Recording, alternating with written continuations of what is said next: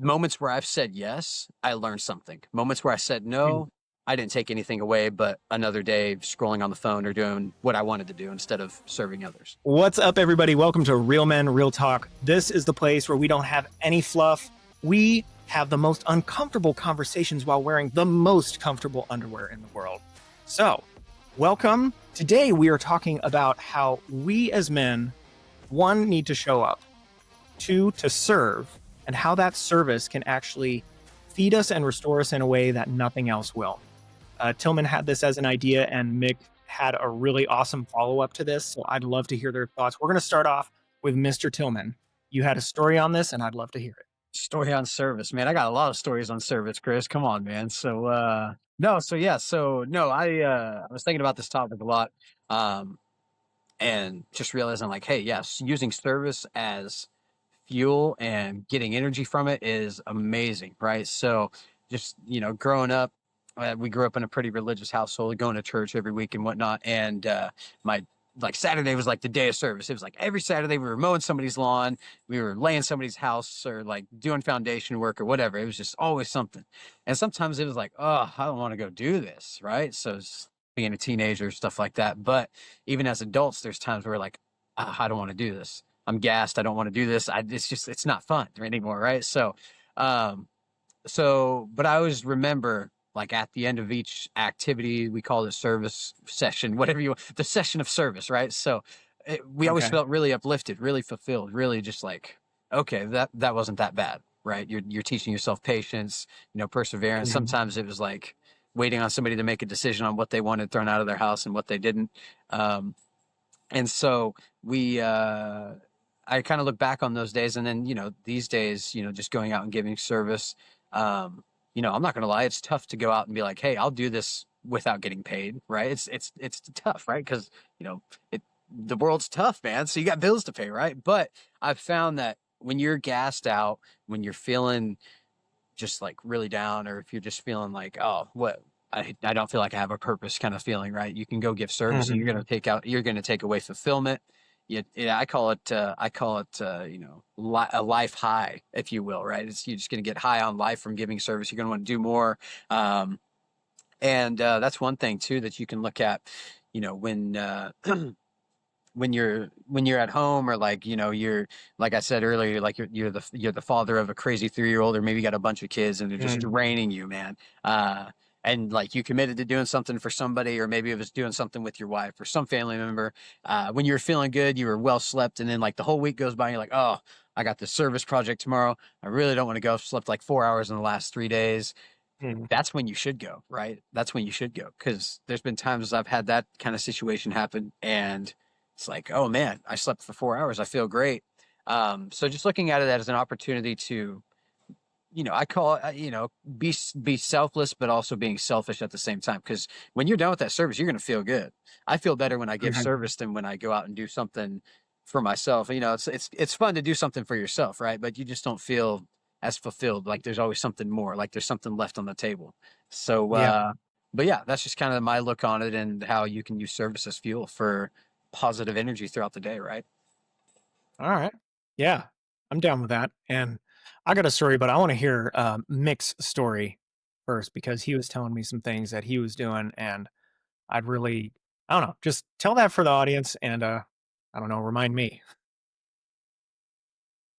Same man, it's the same way. So, like, Tillman knocked it off the nail. One of the harder things that I'll say for myself is trying to go through that kind of muddy period. But when you go through that muddy period, it's almost like a gift from God. So, like, God's not gonna give you purpose, or not gonna give you service with other people unless He knows that that's what you're willing to go through. Sometimes it doesn't seem like what you're doing is really even in line with what you're doing currently, but it might be something in the later. So, like, for me, mowing the lady's lawn, you know what I mean? It's not anything that's really extremely hard for me. I'm sure I'm going through my physical therapy. I'm getting back together. But it's one of those things, I don't necessarily need to do it because it's not my house. But one of these days I'm going to have a house, so I'm going to need to know how to mow a lawn, you know what I mean? I'm going to need to get up and do these things, not just for myself, but for my wife and for my family. So being able to have that type of hindsight and to be like, you know what, right now, the service does suck, and sometimes for me, sometimes it doesn't feel fulfilling the day after. Sometimes like, dang God, why me? And it's not even a why me. It's a thank you God. You know what I mean? Thank you God for giving me the ability to get up and be able to help this person.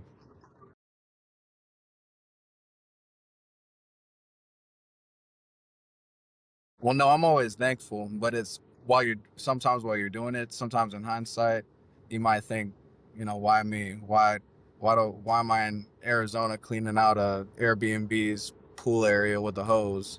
You know what I mean? Just because so and so told me to do so. It's like, well, maybe one of these days I might get a house with a pool. Just being able to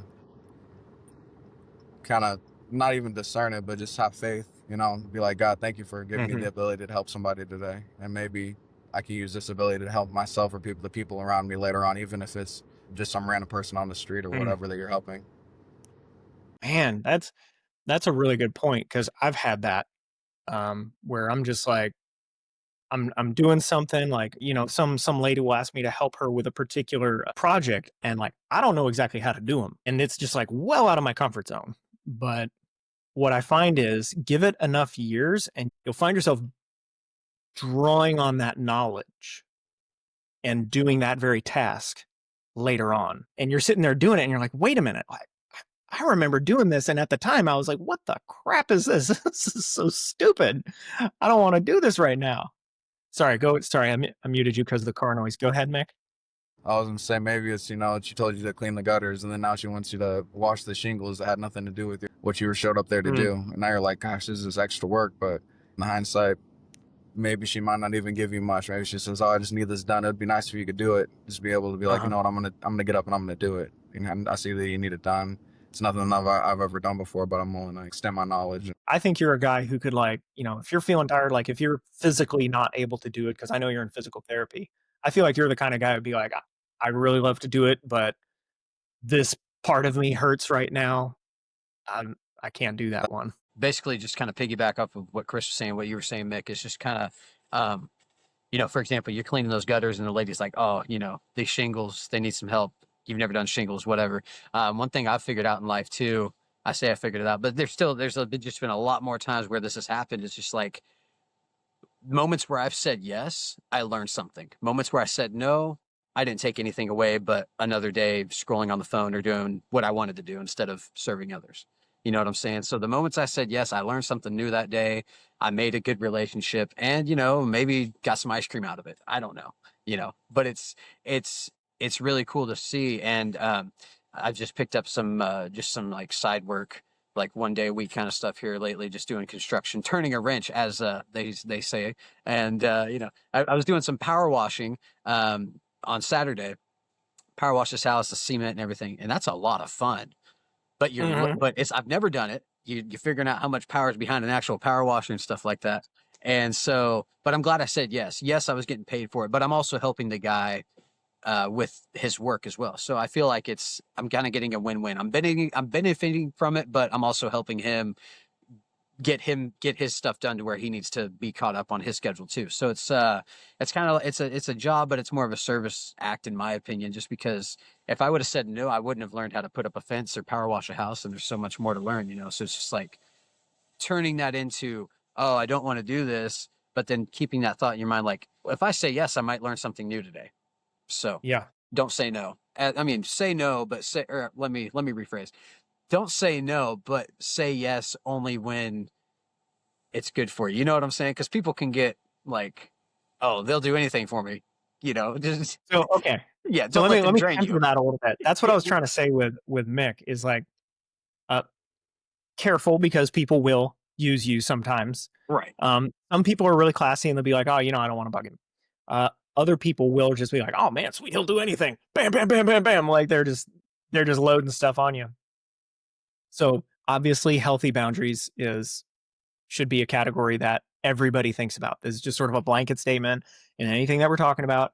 If you feel that, your neighbor, certain friends are really pushing those boundaries, like you are constantly not getting enough sleep, like even if it's like an establishment that has some authority over you, like you as a human being need to have healthy boundaries just in general, to like God created sleep for us we need to get a certain amount of sleep.